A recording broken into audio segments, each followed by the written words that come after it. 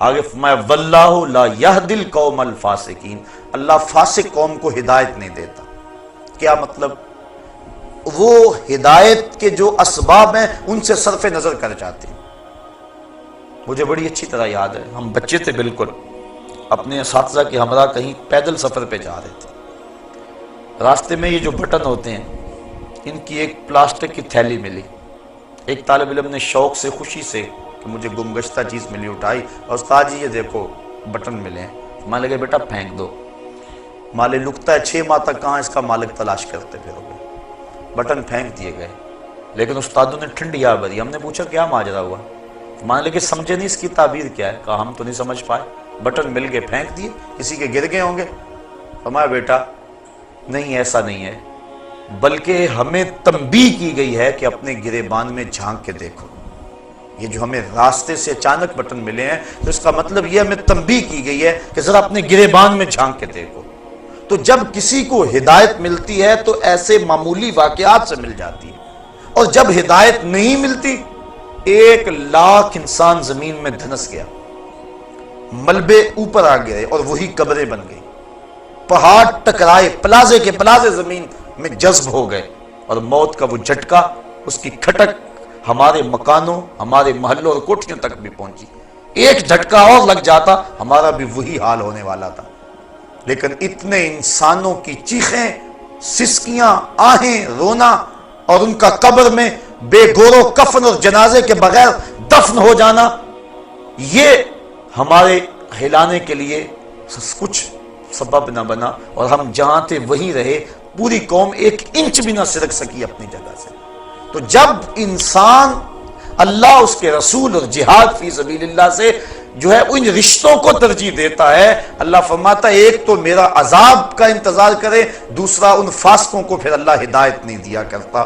بڑے بڑے سامان ہدایت کے آ جائیں لیکن وہ اس سے عبرت نہیں لیتے، بلکہ وہ اسی طرح زندگی گزارتے رہتے ہیں۔ ہم دیکھیں کہیں ایسا تو نہیں ہے کہ ان بدلتے ہوئے حالات کے باوجود بھی ہم عبرت کی راہوں پہ نہیں آ رہے، کہیں ایسا تو نہیں کہ ہمارے یہ رشتے اللہ اس کے رسول سے کہیں محبت میں زیادہ تو نہیں ہے۔ ہم ضرور اپنے آپ کو دیکھیں، سوچیں، اس پہ تفکر کریں۔ صحابہ کی تو زندگی دیکھیے، ایک صحابی حضور کی خدمت میں حاضر ہوا، بیٹھا، سلام لیا، آقا نے جواب نہیں دیا، بڑا پریشان ہوا، عرض کی حضور مجھ سے کون سی غلطی ہو گئی کہ آپ نے میرے سلام کا جواب نہیں دیا؟ حضور کا ناراض ہو جانا صحابہ پر قیامت سے کم نہیں تھا۔ سورہ توبہ اٹھاؤ، حضرت کعب بن مالک سے ناراض ہو گئے حضور، غزوہ تبوک میں یہ 3 صاحب پیچھے رہ گئے تھے۔ سورہ توبہ میں تفصیلی واقعہ موجود ہے، اللہ ارشاد فرماتا ہے زمین وسیع ہونے کے باوجود ان پر تنگ کر دی گئی۔ کہتے ہیں میں حضور سے سلام لیا، حضور جواب نہ دیا، میں صحابہ کی طرف آیا، انہوں نے منہ پھیر لیے، بڑا پریشان ہوا، گھر آ گیا کہ بیوی سے جا کے کہانی سناؤں گا، لیکن بیوی دوسری سمت منہ کر لیا، میں نے بولا، اس نے بات نہ کی۔ میں نے کہا تجھے کیا ہوا؟ کہا سنا ہے اللہ کے رسول تجھ سے نہیں بولتے۔ اجڑ گیا، دل اجڑ گیا، بچے بھی نہیں بول رہے۔ کہتے ایک دن میں بازار سے گزر رہا تھا، مجھے کسی شخص نے کاغذ کا ٹکڑا دیا، میں نے اس کو کھول کر دیکھا تو کسی قبیلے کے سردار کا رکا تھا، اس میں لکھا تھا میں پتا چلا ہے کہ تیرا نبی تجھ سے ناراض ہو گیا، تو تو بڑا قابل اور باصلاحیت آدمی ہے، تو ہمارے پاس آ جا، ہم تجھے عزت دیں گے، وقار دیں گے، تجھے منصب دیں گے۔ کہتے ہیں کہ مجھے غصہ آیا اور میں نے کاغذ پر ٹکڑے ٹکڑے کر دیے اور رونا شروع کر دیا، میں اتنا برا ہو گیا ہوں کہ دشمن بھی مجھے اپنا سمجھنے لگے۔ اور پھر سورہ توبہ کی وہ آیتیں نازل ہوئی، بخشش اور مغفرت کا اعلان ان کے لیے آیا۔ تو حضور کا ناراض ہو جانا صحابہ کے لیے قیامت تھا۔ حضور نے سلام نہ دیا، وہ پریشان ہو گیا، عرض کی حضور کون سی میرے سے خطا سرزد ہوگی؟ آقا نے اس کے ہاتھ کی طرف اشارہ کیا، سونے کی انگوٹھی پہنی تھی، اس نے اتار کے پھینک دیا، چونکہ ان الذھب والفضۃ حرام لذکور امتی، سونا اور چاندی میری امت کے مردوں کے لیے جائز نہیں ہے، عورتوں کے لیے دونوں دھاتیں جائز ہیں، اور مردوں کے لیے صرف 4.5 ماشے سے چاہے رتی بھر کام ہو، پورے 4.5 ماشے نہ ہو، چاندی کی 1 انگوٹھی مرد کے لیے جائز ہے، اس کے علاوہ سونا چاندی کسی صورت میں بھی مرد کے لیے جائز نہیں ہے، منع کر دیا گیا، روک دیا گیا۔ اب اس نے انگوٹھی اتاری اور پھینک دی، حضور نے سلام کا جواب دے دیا، گفتگو ہوتی رہی۔ جب لوگ اٹھ کے جانے لگے، یہ بھی اٹھ کے چل دیا، کسی نے کہا جناب انگوٹھی تو اٹھا لو، قیمتی ہے، سونے کی ہے، تم نہ پہننا، بیوی کو دے دینا، وہ اس کے لیے تو جائز ہے۔ کہا جس انگوٹھی پہ میرے آقا کی ناپسندیدگی کی نگاہ پڑ گئی ہے میں اس کو اب کبھی بھی نہیں اٹھا سکتا۔ جس کو حضور نے ناپسندیدگی سے دیکھ لیا ہے اب وہ میرے کام کی نہیں رہی۔ یہ تھا ان کا پیار اور یہ تھی ان کی محبت۔ مدینے کی گلی سے گزر رہے ہیں، ایک گنبد نما مکان بن رہا تھا بہت اونچا۔ کہا کس کا ہے؟ کہا فلاں انصاری کا ہے۔ زبان سے کچھ نہیں کہا، چہرے پہ ناگواری کے آثار ظاہر ہوئے۔ کسی نے اس انصاری کو جا کے بتا دیا۔ 2 4 5 دن بعد دوبارہ گزرے، دیکھا کہ وہاں مکان نہیں تھا۔ کہا میاں کل پرسوں یہاں ایک مکان ہوا کرتا تھا۔ کہا حضور وہ تو گرا دیا گیا۔ بلایا انصاری کو، میاں مکان کیوں گرا دیا؟ کہا سنا تھا آپ کو پسند نہیں، بس میں اس کے اندر بود و باش اور رہائش کیسے کر سکتا تھا جو آپ کو پسند نہیں ہے۔ اب دیکھ لیجئے یہ ہے ان کی محبت کہ حضور کی رضا کو کتنی اہمیت دیتے ہیں اور حضور کی ناراضگی سے کتنا ڈرتے ہیں۔ میں اور آپ اپنے آپ کو ذرا دیکھیں، ترازو کے ایک پلڑے میں رکھیں، اپنی محبتوں کو ایک پلڑے میں رکھیں، اللہ اس کے رسول کے ساتھ جو محبتیں ہیں ان کو ایک پلڑے میں رکھیں اور پھر وزن کریں۔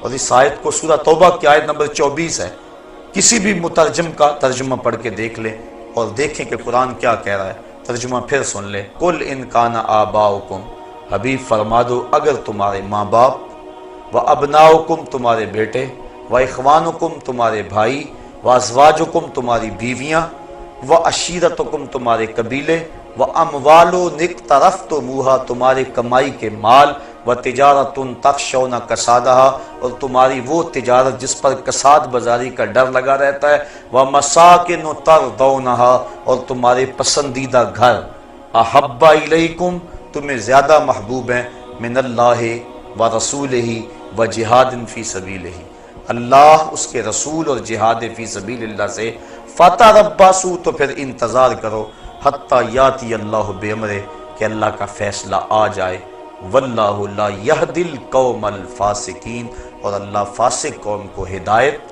نہیں دیا کرتا۔ اللہ قرآن مجید ہماری ہدایت کا ذریعہ بنائے اور ہمیں اس کا فہم، نور اور روشنی عطا فرمائے۔ اور اسی کے ذہن و ذیل میں کچھ باتیں آپ کے گوش گزار کروں گا۔ اللہ تعالیٰ میری زبان پہ کلمت الحق جاری فرمائے۔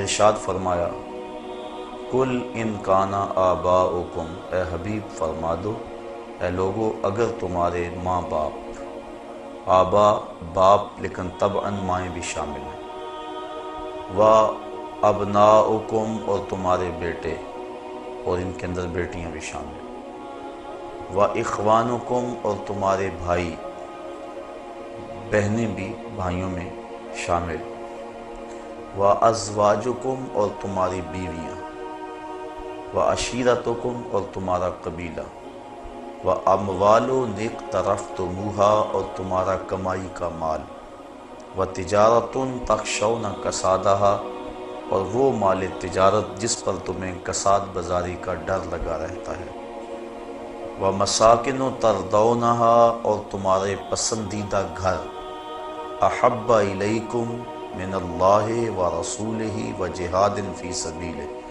تمہیں اللہ اس کے رسول اور جہاد فی سبیل اللہ سے زیادہ محبوب ہیں، فتربصوا حتی یاتی اللہ بامرہ تو پھر اللہ کے فیصلے کا انتظار کرو، واللہ لا یہدی القوم الفاسقین اور اللہ فاسق قوم کو ہدایت نہیں دیتا۔ وہ 8 چیزیں جن سے انسان کا گہرا تعلق ہے اور فطری طور پہ جن چیزوں سے محبت کرتا ہے وہ اس آیت کریمہ میں گنوا دی گئی۔ تمہارے ماں باپ، تمہارے بیٹے بیٹیاں، تمہارے بہن بھائی، تمہاری بیوی، تمہارا قبیلہ، تمہارے مال، تمہاری تجارت اور تمہارے پسندیدہ بنگلے، یہ 8 چیزیں گنوا کر کہا کہ یہ تمہیں اگر اللہ جل شانہ اس کے رسول کریم صلی اللہ علیہ وسلم اور جہاد فی سبیل اللہ سے زیادہ محبوب ہیں تو پھر اللہ کے عذاب کا انتظار کرو۔ ان 8 چیزوں کی محبت کی نفی بھی نہیں کی، چونکہ ان چیزوں سے جو انسان کا تعلق ہے وہ فطری ہے اور فطرت اللہ کی تخلیق کرتا ہے، لہٰذا اللہ تعالیٰ نے انسان کی اس فطرت کو کچلنے کا حکم نہیں دیا۔ ماں باپ سے جو پیار ہے یہ ایک فطرت ہے، ہر بیٹا کرتا ہے، نفی نہیں